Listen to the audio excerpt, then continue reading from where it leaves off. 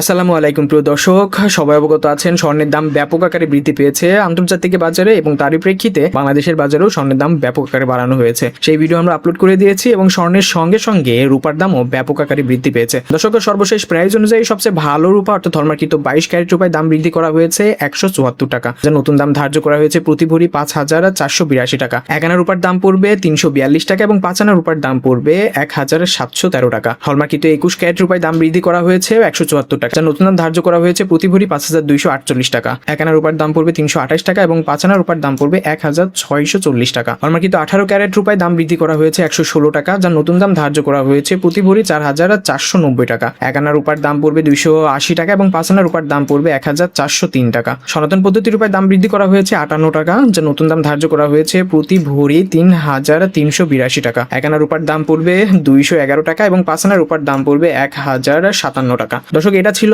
বাংলাদেশের বাজারে সর্বশেষ ভ্যাট সহ রূপার দাম। আপনি যদি মার্কেট থেকে রূপা কিনতে যান অর্থাৎ রূপার কোনো গহনা কিনতে যান, আপনাকে এক্সট্রা করে আর কোনো ভ্যাট দোকানদারকে প্রদান করতে হবে না। এই দামের সঙ্গে সরকার নির্ধারিত ভ্যাট যুক্ত রয়েছে। ভিডিওর এই পর্যন্ত আমাদের সঙ্গে থাকার জন্য অসংখ্য ধন্যবাদ। সোনার দাম দেখতে হলে অবশ্যই আমাদের আগের ভিডিওটি দেখে নিতে পারেন। ধন্যবাদ সবাইকে।